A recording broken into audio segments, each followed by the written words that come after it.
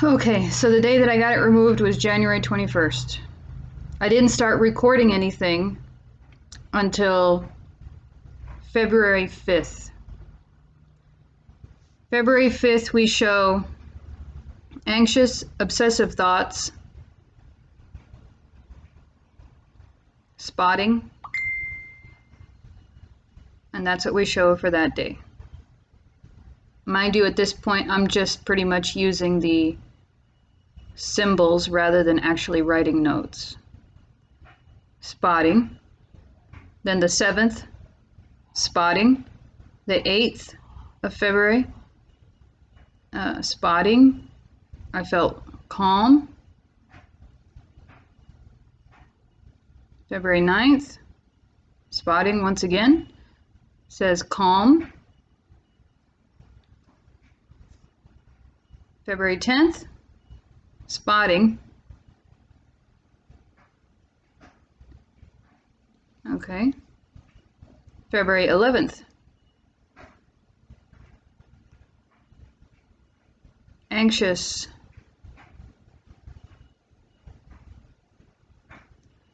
Constipation, insomnia, fatigue, and spotting. February 12th, anxious, spotting.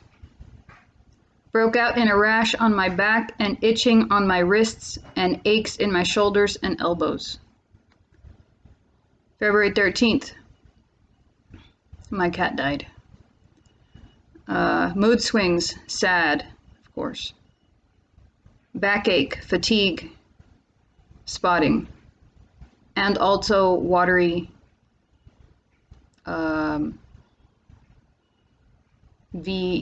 I can't say VD, that's venereal disease. We'll just, for those of you that know, watery. February 14th, happy, headache, backache. February 15th, we have constipation and spotting. This is the beginning of a period, by the way, a normal period. February 16th, we have a medium flow, calm, the acne on my back, backache, fatigue, insomnia, constipation, stress, red blood, and having to wear a pad, because this is the first time in a year and a half, apparently. February 17th, headache, acne, backache, fatigue, anxious, obsessive thoughts, stress. February 18th, the last day of that menstrual cycle. Mood swings, anxious, obsessive thoughts, very self-critical. Spotting, because it's the last day. And it was light. February 19th, we have anxious, acne, backache, fatigue, insomnia, constipation, blood in stools.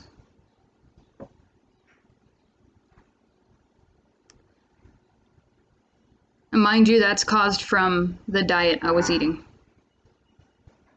I was eating too much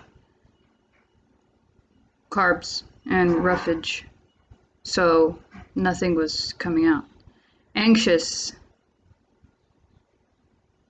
backache, nausea, fatigue, insomnia. Ate beef and shells yesterday with no sleeping pill and woke up with chest burning, achy joints, and hot and cold flashes, and sulfur burps and gas. Took Rolaids and eventually got another hour of sleep, but with aching joints and pain. February 20th, this is where I start to write things down. Woke up anxiety-ridden and alone. Had to talk to friends for a couple hours about foods to eat in order to calm down. Although tired, I got things done today. Came to my sister's to stay the night. I did drink Gatorade, Premier Protein without issues. Oatmeal bars and Nilla wafers made my lips tingle a little. Potato sticks in a can were okay. This is when I thought that I had a food allergy. And it says, mood swings, irritated, sad, anxious, obsessive thoughts. Backache, fatigue, diarrhea. Yeah, went from constipation to diarrhea because I was eating nothing but fruits and liquids because I couldn't digest anything. I mean, I couldn't ingest anything because I had food aversion. And I was thinking that I had food allergies because I was reading online that these other women had food allergies. The February 22nd, obsessive thoughts, very self-critical, backache, neck ache from back spasm on left shoulder blade muscle weakness, and as usual, since all this started, heartburn, grogginess from the pill. I was taking temazepam 30 milligrams at the time, and general anxiousness.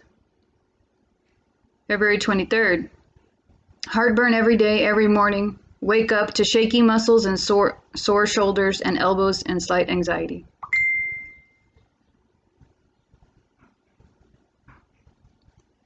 February 24th. Anxiety in the morning, weakness in muscles and soreness in joints, but closer to noon I started to feel better. Note to take 1 Rolade before bed to help with nighttime heartburn. 25th of February. Dizzy but otherwise good and energy levels are up. And it says I felt calm and energetic. Also cravings, like food cravings and constipation. February 26th.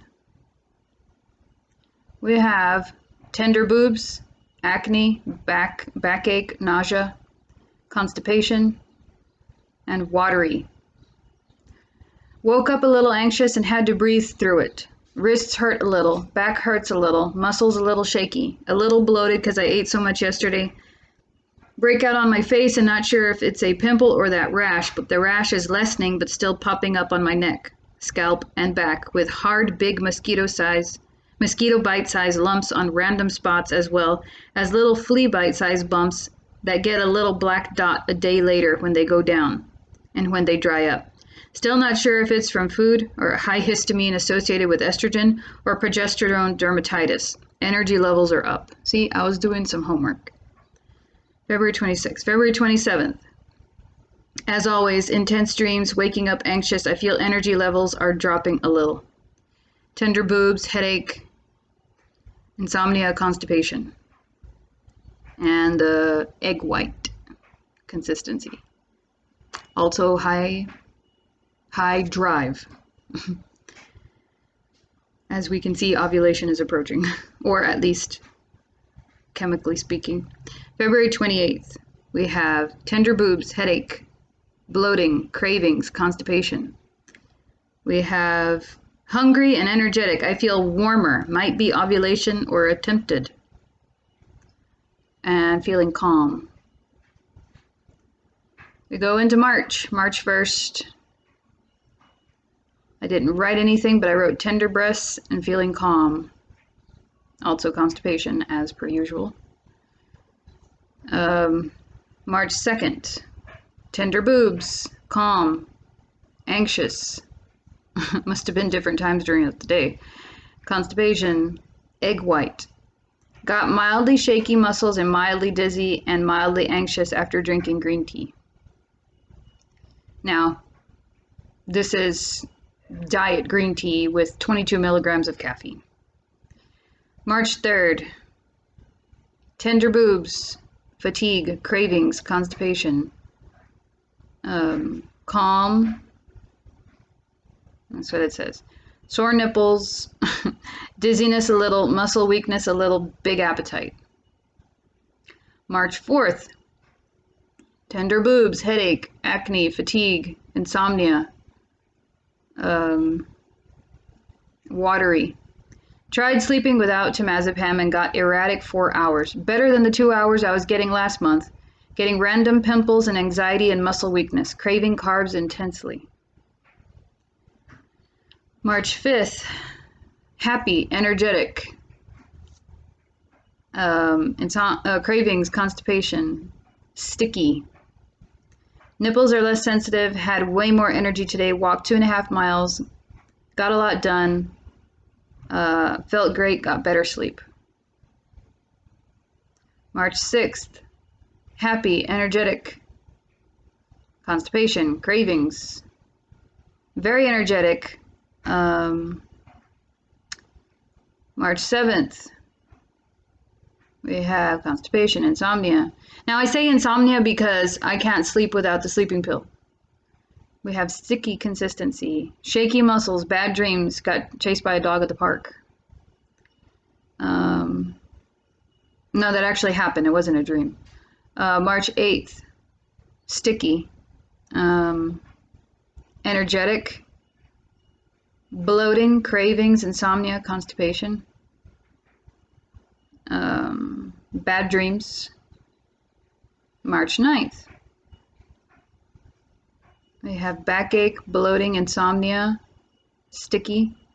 Didn't sleep but a couple hours and joints kind of hurt and legs feel burny in places like nerve pain. But I did go walking 2 days ago. Anxiety after eating a huge taco and wanting to go into food coma. So you know how after you eat like a big meal you want to fall asleep? Well, what the anxiety does is it forces you awake. And with me, it causes burning in my chest. So as soon as I'm forced awake by the anxiety, I get a pain here. So I get punished for trying to fall asleep, in other words. But I did go walking 2 days ago. Anxiety after eating here, okay. Wanting to cry because of this. See? 8 Rolaids and anxiety subsided. Shaky and head fog. Had bad nap dream about somebody I know. So I'm trying to do my best to prevent the chest burning and trying to tackle it from a heartburn perspective, but half the time it wasn't that. March 10th. Decreased appetite. March 11th. Made myself anxious after seeing my sleep cycle, but my watch just messed up because I track my sleep with my watch. Weak muscles by the joints and sore shoulders. Crying spells. Decreased appetite. Slight momentary numbness of outer lower lip and chin and tongue. Nowhere near last month. Heartburn from food. Decreased appetite. Yeah, since pretty much the first week or so, all of this would go numb and the tip of my tongue. Also in the beginning, it was my cheek right here. Asked the doctor, checked my ears, did an x-ray. He checked my teeth. He checked everything. No signs of anything. And that's just a general practitioner, by the way. March 12th. We have anxious, obsessive thoughts. Fatigue, insomnia, stress, heartburn, forgot to take pill at 12, so insomnia. Took pill at 2:30 a.m., joint pain and muscle weakness. My son awake at 2 a.m., bad dreams, anxiety because I had something to do the next day, decreased appetite. March 13th, we have obsessive thoughts, cramps, insomnia, spotting, joint pain in the morning, bad dreams, a little teeth chattering, nothing major, and heartburn from yesterday, decreased appetite. Oh, granted, that day is I'm starting a cycle. And this is part of the cycle as well. March 14th is obsessive thoughts, anxious, fatigue, insomnia. Thanks to a certain situation, I got really scared. I didn't sleep with this new pill I was trying. I got heartburn and joints flared up. Bleeding started. Anxiety ridden all day with one nap. I got cold feet and decreased appetite. So I was shaking all night, like tremors. My body was so anxious that I started shaking. March 15th, we have obsessive thoughts, anxious, cramps, fatigue, stress, burning joints, shaky muscles, low appetite, anxiety, dizziness, imbalance, overstimulated in the morning and better throughout the day. March 16th, we have mood swings, anxious, fatigue, constipation, woke up anxious, less muscle aches and shakes, not much appetite, sad and crying and clingy. March 17th, sad, anxious, obsessive thoughts, fatigue, constipation, stress, woke up shaky and nervous, weak shaky muscles and got the shakes and went shopping and felt weak the entire time. Went to my mom's and ate a banana and got a bit of the tingling in my mouth like acidic. Got random nervous bits at mind and had to walk around, gagging to throw up, and did throw up. That was the last day of that menstruation. March 18th. No sleep and shakes all night. No sleep, went to the ER and all levels are fine. To follow up with primary about autoimmune. COVID negative, flu negative, feel warm like hot flashes. Cold toes on occasion, threw up and gagged several times. Yeah, it's because I was severely stressed out. Anxious, and of course insomnia. March 19th. Happy, energetic, mood swings. Wow. Anxious, obsessive thoughts, nausea, constipation, spotting, aches and significant joint pain in the morning with anxiety, shaking, but after getting up and walking a bit, the joint pain lessened a little. Looking into acupuncture, still shaking and nervous, and appetite still isn't much there. I went into the yard to help my husband and my energy levels went up and felt better and started doing chores. I wrote myself an affirmation paper and put it on the bedroom wall. Productive day in the yard, a little wired feeling, but when I was busy I wouldn't notice. So as you see here, it takes 2 months just to feel somewhat like happy throughout the day. March 20th, we have, let me guess, anxious, obsessive thoughts, nausea, fatigue, bloating, constipation. And anytime it says nausea, it's because I threw up from the nerves. Woke up anxious and joint pain, muscles shaking, and still sleepy, so I slept another hour and a little better. It's cold outside. Went shopping and felt upset body weakness, shakiness, and a little dizziness, a bit of anxiety, but otherwise okay. It's not okay. March 21st. Woke up nervous from bad dreams at 5 a.m., on and off till 7:30. Joints stiff and hurting. Nausea, I think, from 3-day constipation. Gonna try to get rid of it today. Did the dishes and it helped my arm joints, but legs are still weak, so gonna do some stretches. March 22nd.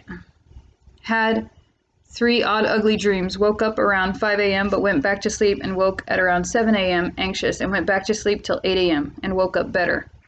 Was a little muscle shaky but better than before. Normal appetite and increased throughout the day. A little anxious energy like if I drank caffeine. Got a lot done. No joint pain throughout the day and minimal muscle shakes. Mild dizziness might be from weather and a few minutes of that lip numbness, but I think it's from lower cervical posture when it's irritated, which it does shift around when I stretch a certain way. March 23rd. Regular dreams by 6 a.m. but woke up slightly nauseated with chest pain, so I ate a Rolaids, then stressful dreams after 7. Shoulder aches, dizzy, might be from weather or sugar. See, so I'm trying to speculate and trying to rationalize that it might be from something else, but the consistency. March 24th, woke up slightly anxious, mediocre dreams, kind of hungry upon waking, elbows aching, tired, got a prenatal, walked with my dog at the park a mile in 18 minutes. Got heartburn from fried chicken after laying down after eating a little of that numbness in my lip, lump in my throat, feeling but likely it's heartburn, slight dizziness, slight pain in the right side, upper chest through the back like the size of a quarter. Get it occasionally. Feet from toes to a quarter up, feel cold but aren't that cold. March 25th, neutral dreams, right arm and elbow ache, left shoulder a little anxious and waking, back right shoulder blade sore. Around 2 p.m. after a bit of Sprite, I got antsy and irritated and needed to do chores or move around. Got snippy with everyone and walked 3 miles.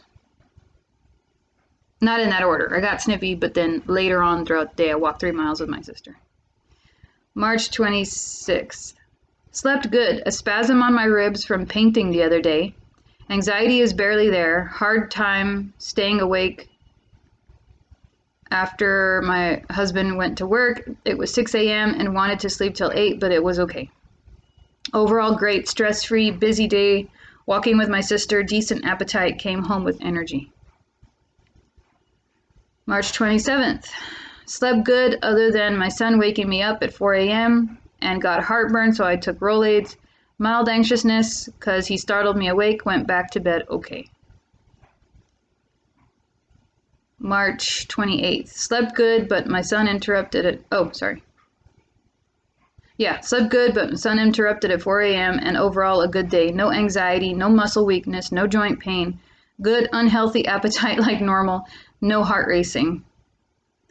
March 29th. Slept good, woke up energetic, decent dreams, great day, no pain, mild dizziness towards the end of the day. March 30th. Feel good, but my son kept waking me up, and in the end it was because he had to go to the restroom. Feel great though, no aches or pains or ugliness. March 31st. Mild anxious pang in bed in morning. Side aches from constipation, but it's been aching for a week. I've had bowel movements, but they were hard. I'm dehydrated. Good day. Was a lazy person and ate like crap and worked out half an hour. And then we go into April. Don't worry, we're almost there. Woke minutely anxious, but got up and it went away. Got a few dizzy moments at the end of the day, but nothing serious. A smidgen of muscle weakness and slight lip numbness. April 2nd. Merrick kept me awake till 3. Kept waking up. Probably only slept like 2 or 3 hours. Very irritated and yelling and nasty mood. Lip numb and kinda dizzy, but that's it. A little coldness on hands and feet, but only for an hour when I wasn't moving. April 3rd. Irritated, but that's about it. Plus the lip numbness is annoying. April 4th. Great day, no issues. April 5th. Great day. Drank a lot of green tea, so I was hyper focused on hobbies and other things like hobbies. Lips got numb in the evening. I didn't apparently log anything for April 6th because I guess I was feeling good. April 7th. Good all day, chilled out. A smidgen of lip numb at the end of the day and a random dizzy spell. Very gassy. April 8th. Drank a lot of green tea yesterday and it didn't take a sleeping pill. Got anxious and didn't sleep much. Shoulder kept hurting and going numb, and my side of my back hurt from constipation. Super gassy all yesterday and last night. Chest got a little tight. Got about 4 hours of sporadic sleep. A little shaky in joints and foggy most of the day from lack of sleep. Also runny nose in the morning. Elbows are kind of stiff and achy. Lip numb a little throughout the day. A little weepy. Took allergy pain relief pill and felt okay, but still dizzy.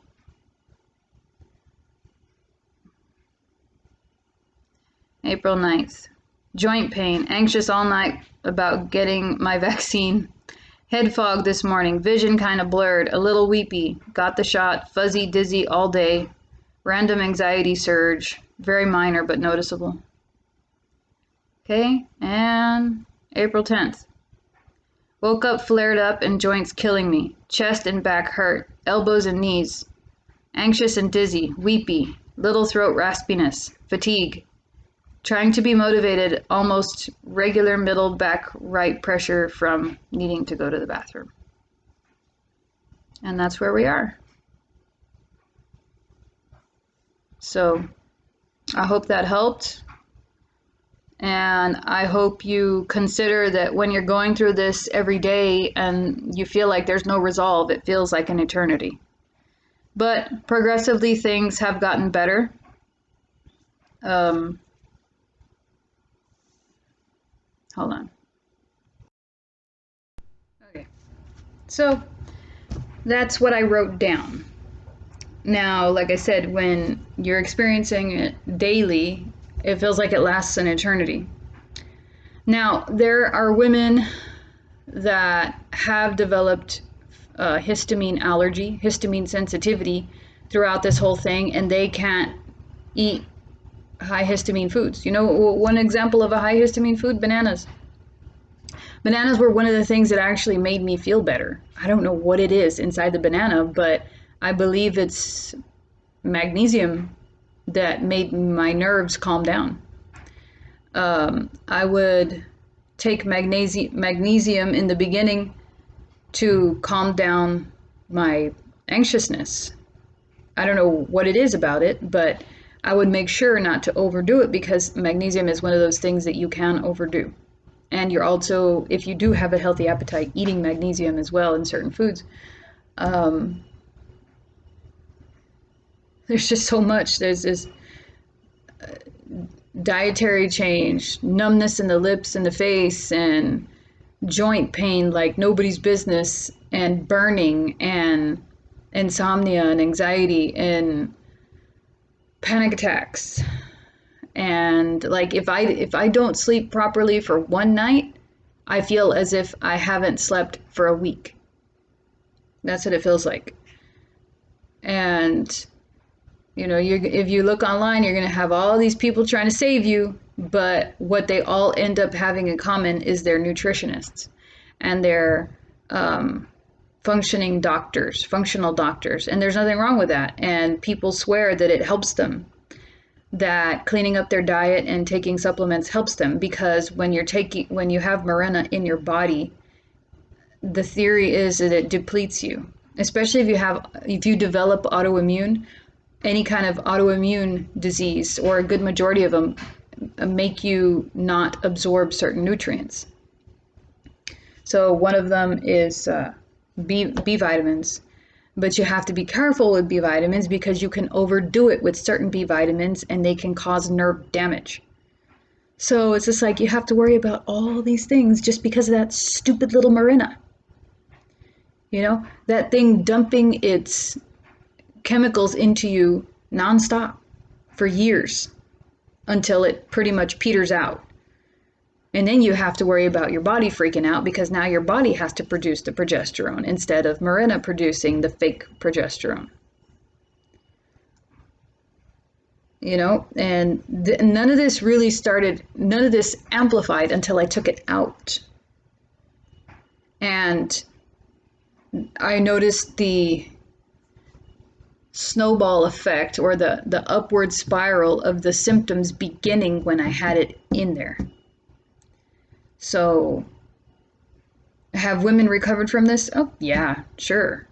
Have some women still been dealing with it years later? Yes.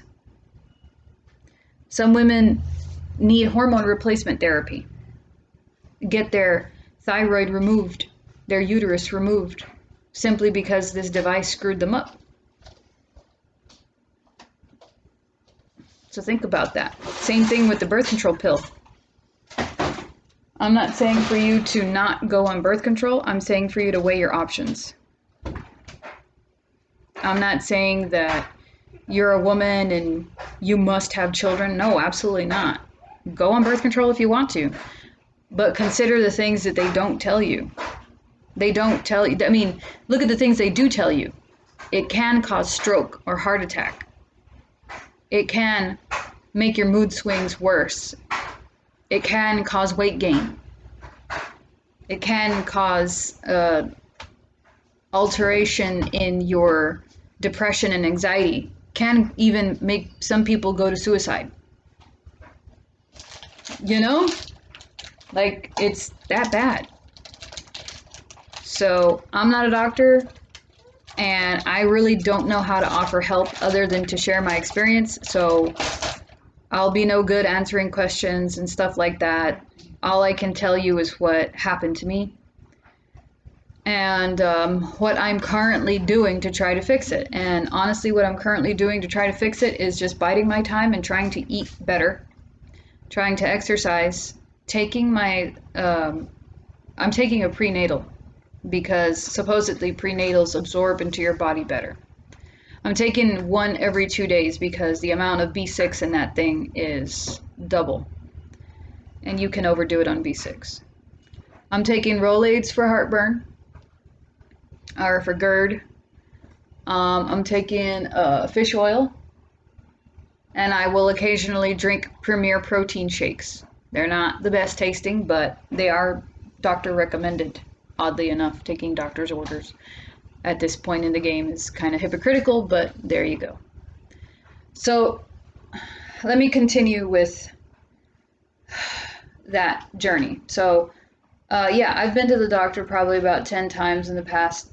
In 2 months, I went to the doctor for about 10 times in 2 months. I lost 15 pounds, gained some of it back, obviously. And went to the ER twice, and went to the OB/GYN twice. Everybody told me my levels are normal. Everybody told me just to wait it out. They told me to get back on birth control. They told me to get on antidepressants, get on painkillers, get on antihistamines.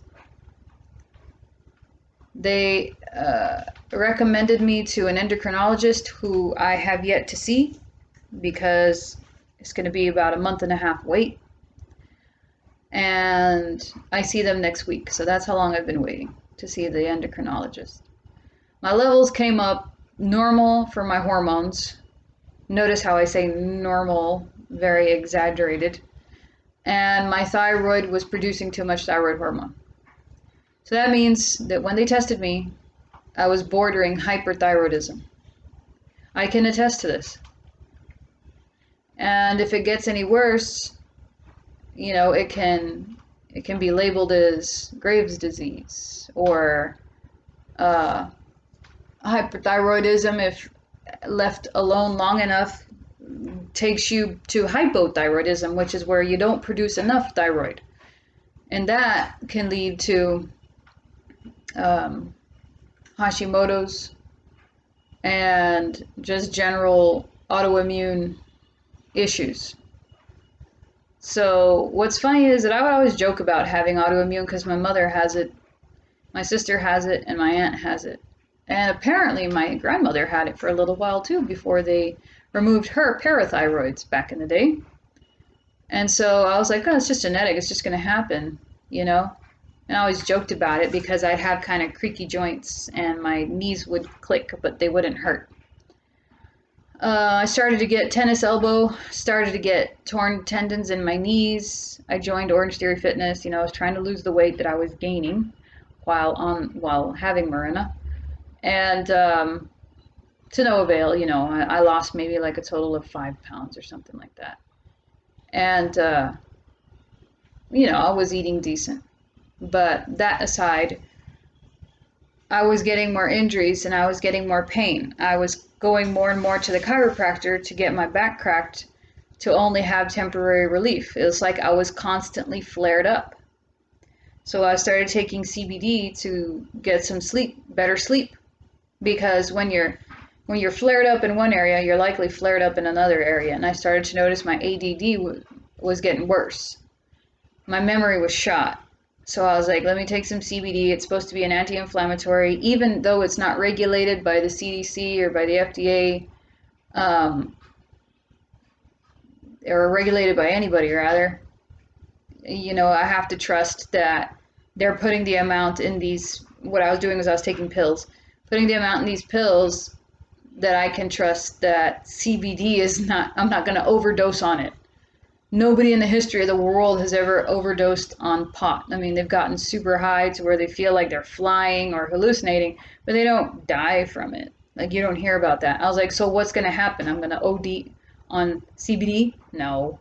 So I'm okay with it not being regulated.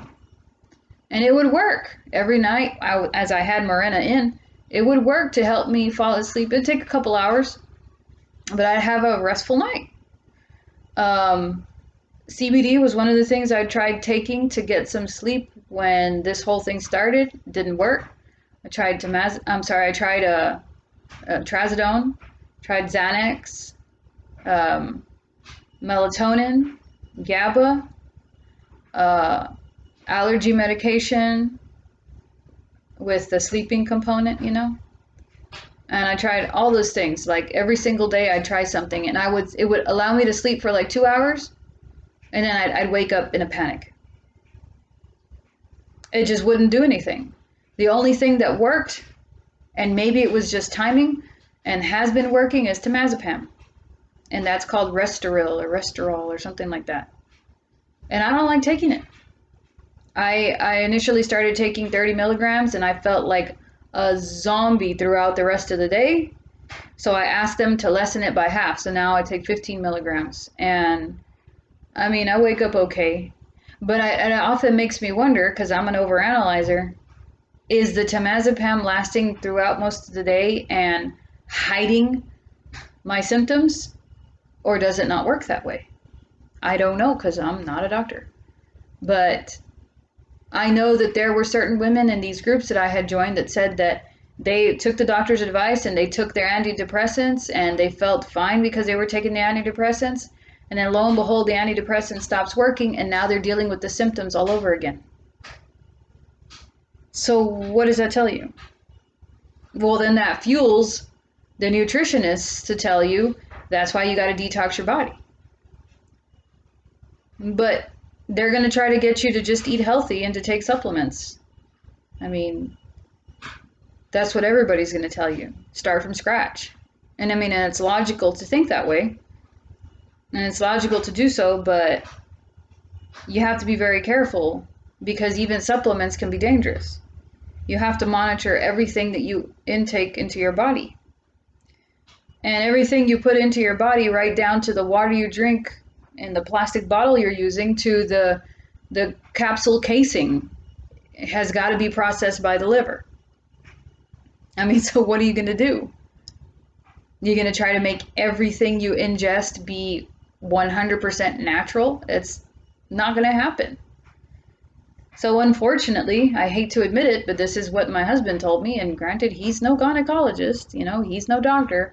He's like, I think that the only thing that's going to cure this is time. And unfortunately, that seems to be the case, at least for me. So that's what I've been dealing with the past few months. Is it better than it initially was? Oh yeah. It seems like it's decreasing by a third every month. And most of the people that have reported back said that, or they have like online videos or that I've heard from said that they felt pretty damn normal or almost 100% normal after 6 months. The whole reason why I took that thing out is because, I was trying to conceive. But if I'm just tired. I'm just tired. I'm 39, I don't know if I have the energy. I don't know if I have the patience. And I'm just being 100% honest. Like, I don't think it's in the cards, but we'll see what happens. But I'm okay not being on birth control. I'm married and I don't need to be on birth control. So before I know it, menopause is going to hit. So there you go. So yeah, speaking of menopause, before I go, I actually found out that my grandmother, according to my mother, who, we don't have the best memory, but according to my mother, my grandmother was doing hormone replacement therapy because she had already gone through menopause, and she got pregnant at 51, I believe, or 50. And so after she had that child, which is my youngest aunt, she started having issues with her thyroid.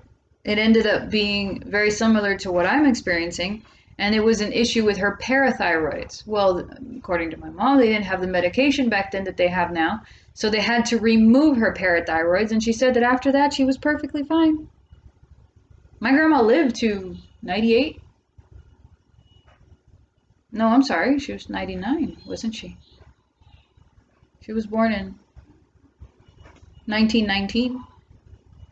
So yeah, she was nearly 100 when she died recently. So there you go.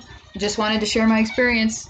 Hope you gained some insight from it, and I hope you realize you're not the only one.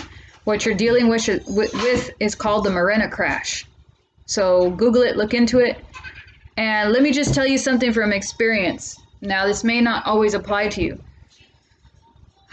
but if you start getting like all these pimples and stuff that start to pop up on your back and on your neck, and they're just odd pimples, they're weird pimples, unlike any pimples you've had before, or they look like the type you can pop, see if it's around the time before your period.